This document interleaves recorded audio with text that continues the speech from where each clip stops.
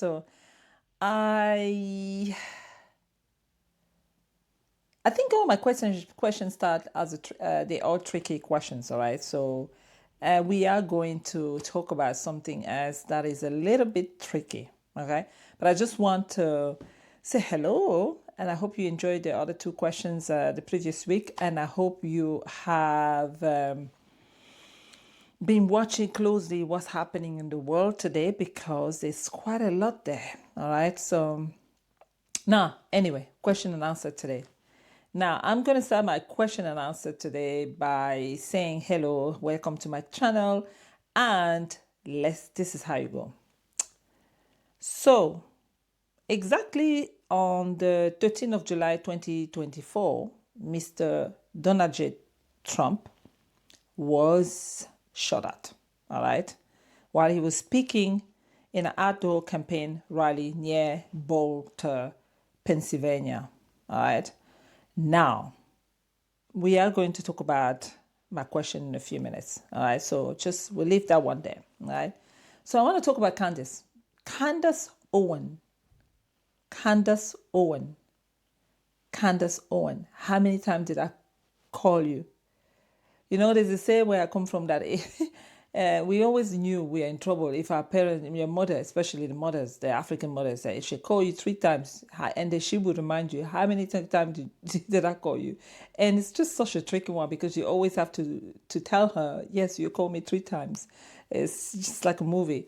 And then you know you're in trouble because then after that is either a little slap or a punishment or something happening, all right? You know you done something wrong. So I'm calling Candace Owens 3 times because, girl, you are you, you you are from another planet, right? So I have to say that in this one of my managers used to say, used that expression. I think it's an Irish expression. You're way over your head on this one, and I don't know how much over your head you are with this one, but I am over my head by talking to you about this because you're a highly intelligent woman. You have an amazing team with you who does all the research for you. So I think you might be onto something, right? So, but still, from the likes of us and the observant and the outsider and the people who are just there watching the whole show, we don't know exactly how much you know. We're not sure what are you doing. Now, okay, so the background is what? Candace Owens is a podcaster. She's like a prominent podcaster and a philanthropist, I think that's what they say. And she's a mother of four. She's married to an English, British-born citizen, and she's a native African American. All right, so obviously, I don't need to tell you and do a narration now. Everybody at this stage, right now at this hour, know who Candace Owens is.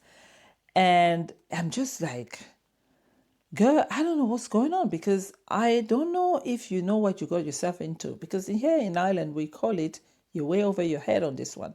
Now, I do follow her quite a lot. I do listen to her. And in all fairness, on a serious note, she does make a point in a lot of things. And I know maybe what's happening with the world today, especially the world of media today, is that you can take snippets of small little videos and create a narrative against someone, right? And I was one of those who openly had an issue with her. Like, I'm not American, but I just felt she was kind of the way she went on with the against the Black Lives Matter from the outside. I felt like this girl is just hating her own people. She's married to this white guy. She thinks she's all that. And then eventually when you start listening to pay attention and listening to her, you then realize that she does make a point a lot of times. Now, why I'm talking about taking snippets of video is that when people are ready to make up their mind to buy you and they're ready to set you up, they will definitely make up stories and transform what you say in a certain way. The closely you listen to her, there's two things that I noticed since she left the Daily Wire, and she's like a tiger who was trapped in the zoo, and she's out in the zoo and she's wild, like she's dangerous, right? She's definitely dangerous. And now I don't know if she's motivated by emotions or she's motivated by anger or whatever happened, but I like when people express their anger with fact, all right? So she does do a lot of fact finding things. I've seen her apologize when she was wrong about certain things. but she does do a lot of research, and every time you kind of hear what she say, you go and check, and you're like, oh well, I never knew about this. So she's very informative, I have to say. And now there is a misunderstanding about her being branded anti-Semitic, considering that she does have a big part of her team are Jews and they're working. I think one of them is a Jew. She mentioned that, and she said she has some people in the Jew community who do support her. So really, I think I don't know if she has an issue with Jews, but I think she has an issue with what's going on in Palestine. I think when we start thinking about it in the human as possible, I know it's nice. I'm a Christian. I'm a born again Christian. And I understand why people say, don't come after the Israelites and fight no my own people. Like, this narrative is definitely extremely ridiculous, because we are the era of grace and Jesus Christ is actually the ultimate person we shouldn't fight. I feel like we don't want to give a license to a group of people to do whatever they want because they believe that they are protected by this blessing, right? I think that blessing has been given to every single one through the salvation in Jesus Christ. So that's what I feel, right? So I might be wrong.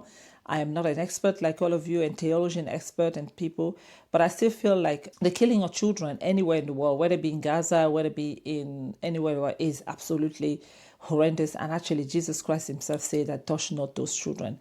Anybody who touch a child, would even a hair of that child will have to answer to Jesus Christ. So really, when you see her narrative, it's all about the children, and it's all about the observation that she got while she was trying to do some investigative, understand why exactly was Xavier Poussard was investigated. And I think what happened there is that through the investigation, she did unfold a lot more a darker situation than it is. And I think what I noticed with Candace Owens is she does not like to be bullied. All right, she probably feel enough of being bullied, and she's a typical, contrary to what we would say, she's a typical black woman like you. She's probably someone who say, hey, enough is enough of being bullied. She probably knows what happened to her grandfather and many of other black people. When you listen clearly and you have an open mind about what she says, there's a lot of more factual in it. So I'm here to see someone who clearly debunk everything she says with fact as well. I think that's the thing. She's very thorough. She has fact. But girl, I think on this one, you're way over your head, because I feel like France is not a country you want to fight easily. I come from a French country colony, and the oppression that we have from that country, they have mastered the art of being a bully, and they have mastered the art of assimilation, and they have mastered the art of fighting hard anybody who comes against them. So I'm wondering how this is going to work out for you. So I wish you all the best with the court. And you seem to be very confident, so you might be onto something that we don't know, because I really hope you are onto something, because I did watch your series, and I remember at the end of the last episode thinking, I know you gave a bit of fact there, but there's not enough fact to actually say that Bridget Malcolm is a man. Actually, I remember feeling in my gut like, okay, I was expecting a lot more information. So I suspect that you have a lot more stuff that you didn't want to bring out, and you know something that we don't know. So I hope for your sake that you know what you're doing. We pray for your family, because you're not against just the Macron. While you're actually unfolding with all the series, the Harvey Weinstein and Jeffrey Epstein, I definitely think that you are in for a war with a bigger picture, not just the Macron. So I really pray for your safety. I pray for your life. I pray for that. I hope you know what you're doing, right? Now, all this said and done, the world is actually going through a tough time now. So I know it sounds a bit like, okay, Candace Owens doesn't deserve 9 minutes of my time. No, she does. Actually, she brings a lot of information that we would like to hear, apart from the independent journalist Sandra Boateng, for example, that I really have admiration for. She's really insightful. So independent journalism is really something that we need right now to get the facts and to understand what's happening to us. There's wars that's going on in the world, and none of us really understand what's going on, and we're just mere citizens, and we have been affected, and families have been affected. We know that things were supposed to happen because it's the end, and Jesus Christ is coming, whether you believe it or not, but still it doesn't dispute the fact that a lot of those decision makers are affecting our life in very tremendous ways. Right now, you can't even get in your car and take your car to the petrol station without having an anxiety attack of how much your petrol is going to cost you. And you don't know what food is going to be like. You don't know how rent or mortgage or anything. Survival is quite tough for everybody. People are losing their job. So there is basically something going on. All right. So people are not oblivious. And if she decides to fight a battle, I suspect she's not alone in it. And she's had people probably silent support her. And you never know. So, but to come back to what's bothering me. So the whole world is falling apart. I mean, I don't need to tell you. All right. So the whole world is falling apart. And it is something that even the common citizen like us would not understand the extent in which it's. Even in the spiritual realm, as a Christian, you would not understand how bad it is. You won't understand what is the scale behind all this, right? But what I can say, all right, is for the past 1 year, something bothered me. So I have a question. Now, why am I saying the world is falling apart? Candace Owens is way over her head. People are losing their lives and jobs and children are being killed. This is one of the things that bothered me amongst many things that actually affected me. But this one is a bit tricky. Okay, so remember the day Donald Trump was shot, right? I want to ask Mr. Trump, as an African, we African, we're fashion people, we love things, we love our, being looking good and all that. So I think this question will be very important for us to understand, right? So my Congolese, Yoruba, and Ndebele people out there, you're the fashion people of the Africa, you know what I mean, the Douala from Cameroon, you know what I mean. This is a very important question, so I need to have an answer on this question. And if anybody out there have the answer, or if I can direct this question directly to Mr. Trump, it would be great, all right? So on the July 13 incident, one thing was really amazing first is that go back to watch the videos, right? We hear a shot or something that sounds like a firework. It was a bit weird. Nobody understood what's happening. Now, I'm looking at the crowd and I can see it's quite obvious that someone's been shot. Everybody is standing there waiting.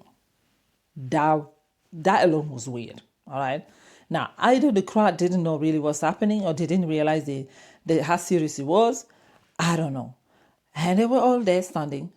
Look, I'm an African guy. It's like the shot, I don't want to know what's happening. I'm gone. I'm running for my life. I don't want to understand who is behind whatever. So look, American are different and the majority people who are in the crowd were white. So I think white people are quite different. Like they hear a boom and they want to go and check. We black people, we hear a boom, we're out. We don't have time to check what's going on. We're out of the building.